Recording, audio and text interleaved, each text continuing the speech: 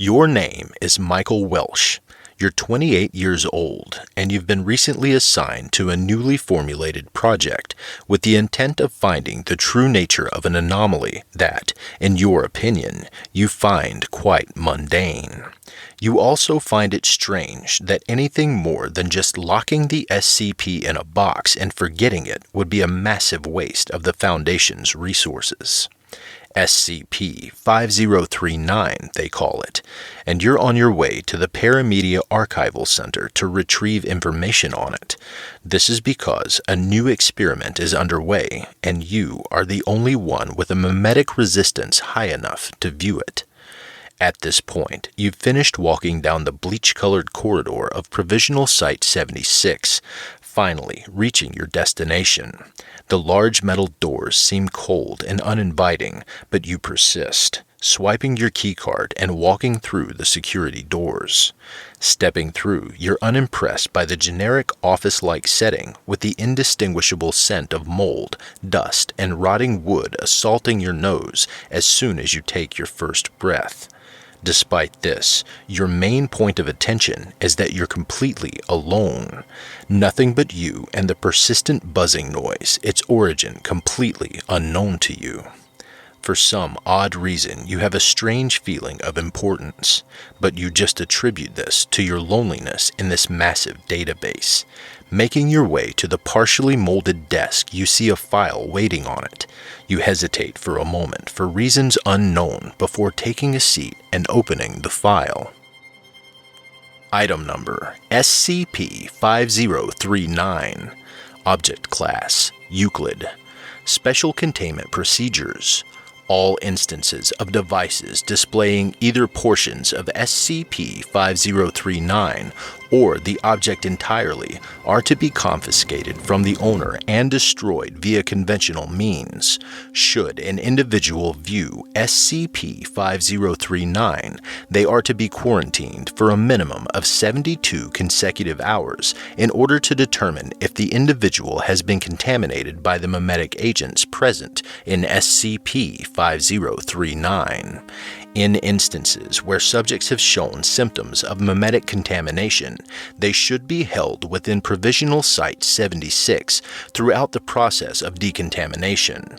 Should subjects display levels of contamination exceeding that of which an individual could recover from, they may be terminated humanely per standards set in place by the Ethics Committee on July 25, 1975. Concerning the continued research of SCP-5039, a standard MP4 file of the anomaly is to be stored in a secure SCIPnet database, only accessible to personnel possessing a security clearance at or exceeding Level 3-5039. Researchers working with SCP-5039 are forbidden from directly viewing the object, in exception to those possessing a memetic resistance at or exceeding 5.5 and directly authorized to do so. Possible revision to these procedures in light of new information is currently being reviewed between the SCP-5039 research team and the Classifications Committee.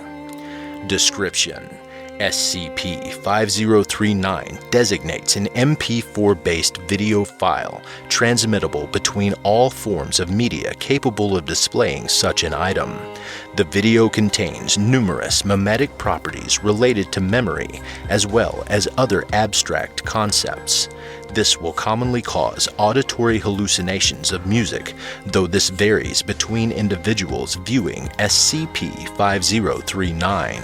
These symptoms primarily manifest in individuals who have had a previous history of lucid dreaming. Research into these relations is currently ongoing. Information obtained during subsequent viewings of SCP-5039 has concluded its contents to be a video-based diary created by an unidentifiable individual between the ages of 15 and 17, designated SCP-5039-1. This consists of events commonly attributed as typical to events in education-based facilities throughout the Midwestern United States, such as conflicts between groups, foil, and other related topics. Other topics include the individual's daily routine, outings with peers, and other social gatherings typical of the mid-20th century. Conclusive documentation of the length of SCP-5039 has thus far been impossible, primarily due to events in SCP-5039 changing or becoming completely absent from the film between viewings.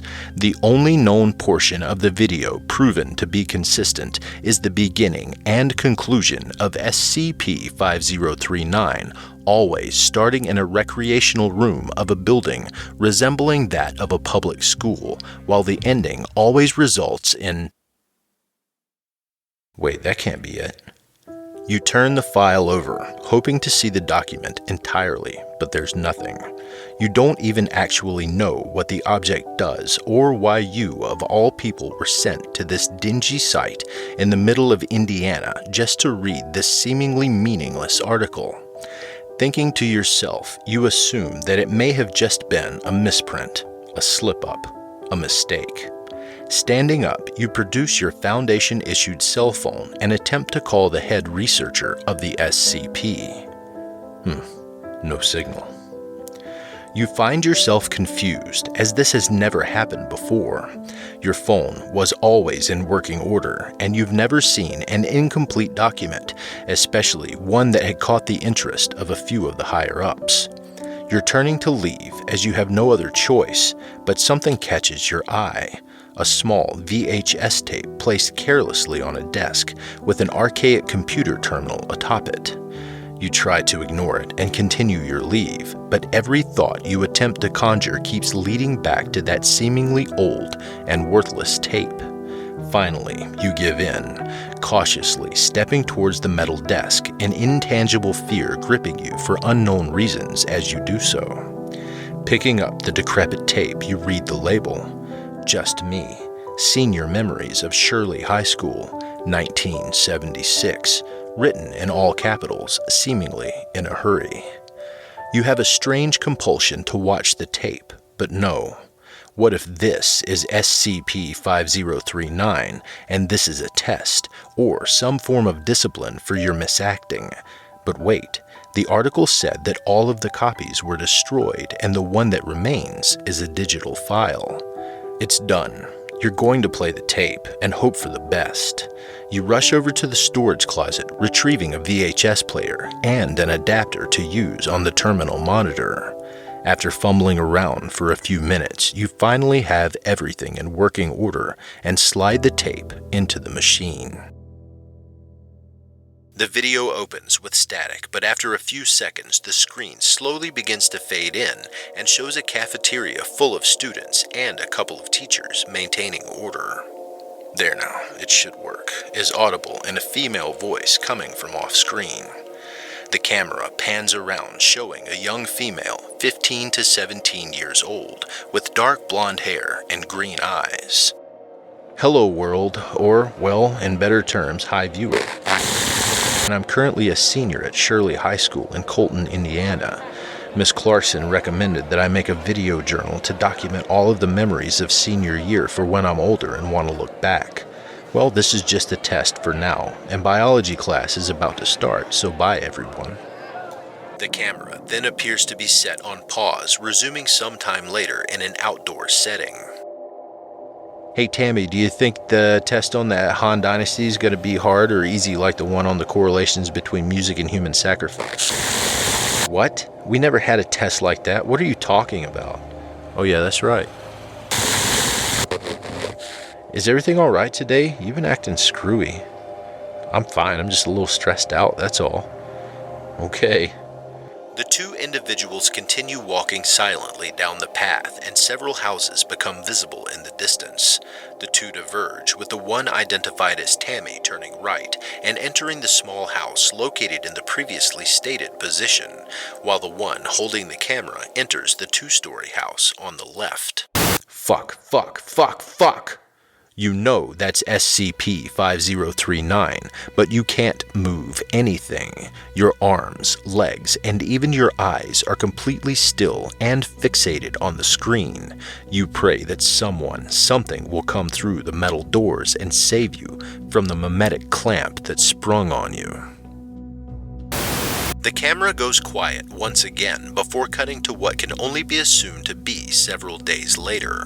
A bowl of cereal is visible and 3 other individuals can be seen. The one holding the camera begins to speak.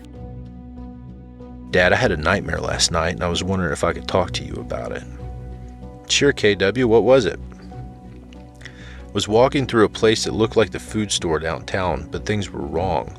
You guys were all there, but without faces. When I tried to go to you guys, I saw 9 girls, I guess. Well, that's what they looked like, before getting stabbed with music notes coming from a hole. Well, KW, just remember, all that isn't real, so you don't have to be afraid. Look, when you grow up, you'll realize you won't have to worry about that nonsense, and finally realize that sleeping isn't real either. What? The adult male figure stares blankly before the camera cuts out with a loud hiss. The scene becomes visible. The camera woman and 3 others at a social gathering akin to a party. 3, including the one holding the camera, are sitting on a somewhat dilapidated deck, while the others are visible playing in a pool which constantly shifts from being clean to having a black sludge with snails arranged in a fashion to form whole notes. Don't worry, I'm sure you can convince them to stay here with us so you don't go away. Innocence? I'm not sure. They're really persistent about moving on. Like, what's the point of 76? Trust joins in. Well, at age 75, everything died, even Innocence and me. Maybe it's just a symphony trying to get back what was lost. Well, when you put it that way, I guess it's just one big cycle into syncope. Thank you, 2, for coming back one last time. Don't mention it. The individual holding the camera begins to spasm before presumably vanishing, with the camera falling to the ground, facing Innocence and Trust. I can't wait to see Michael again. Video ends. Back in the archival center of Provisional Site 76, Kelly Welsh, now able to stand, does so, and she slowly makes her way out of the site to resume her work with what she thought were her friends. Scan complete. As initially theorized, upon further review, it has been discovered that the previously viewed document was the result of data corruption from an unknown source. A revised document has been made available. The following is the available revised document.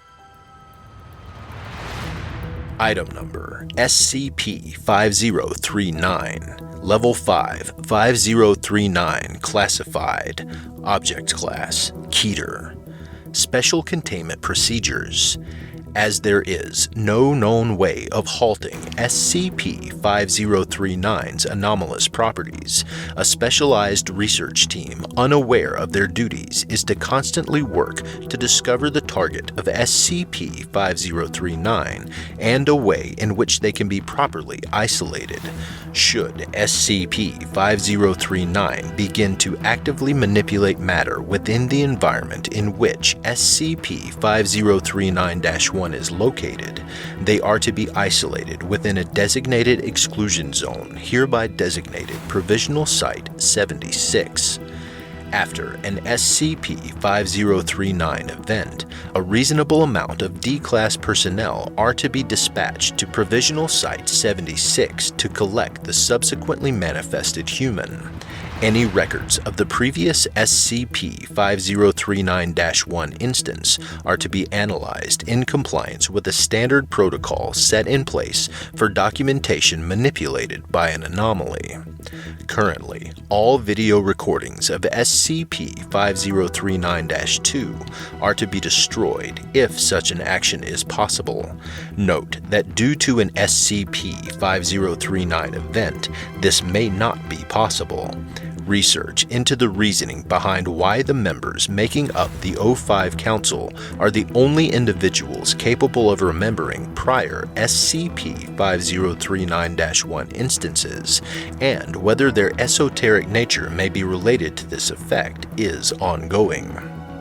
Description: SCP-5039 designates a sapient temporal phenomenon. Said anomaly has shown the capacity to manipulate events and other similar concepts to place a designated target, SCP-5039-1, into a position in which they could view an instance of SCP-5039-2. How the anomaly is capable of performing such acts is currently unknown, and research into possible relations with another anomaly is currently ongoing. Once an SCP-5039-1 target is selected through unknown means, events surrounding the subject, such as employment and life choices, will always be manipulated by SCP-5039 to bring them into contact with an instance of SCP-5039-2. SCP-5039-2 refers to videos displaying a visual journal consisting of an unidentifiable individual going through a series of events. These events are related to those occurring in the later years of schooling, such as rivalry and social gatherings. These are often manipulated by an unknown force, possibly SCP-5039 itself, causing abnormal and, in some cases, anomalous events. Although the contents of the video tend to vary, they always conclude with the unidentified individual speaking with two humans self-identifying as Innocence and Trust. The significance of these names is currently unknown. The conversation always follows the three speaking about something being lost and fearing what's ahead, though this may be metaphorical. Upon the completion of an instance of SCP-5039-1, viewing a copy of SCP-5039-2, they will undergo massive and irreversible changes to both their physiology and psychology, often resulting in a completely new individual. Most notable is the new individual's memories being completely different and unique to that of the previous SCP-5039-1. Discovery: SCP-5039 first came to the attention of the Foundation after the captain of MTF-A1, named spontaneously became re-identified as a female human named Laura Birch, all records modified to match that identity. The individual later died as they had been given a diagnosis of cardiovascular disease several years prior and expired due to cardiac arrest. How this occurred is completely unknown, as they would never have been selected to serve in this specialized task force with such an illness. Immediately following this discovery by the Council, questioning of the other members of MTF-A1 concluded that no records or memories existed of the previous individual, aside from the memories possessed by members of the O5 Council. Addendum 5039.1. As of this current update, a former store clerk named is the most recent instance of an SCP-5039-1.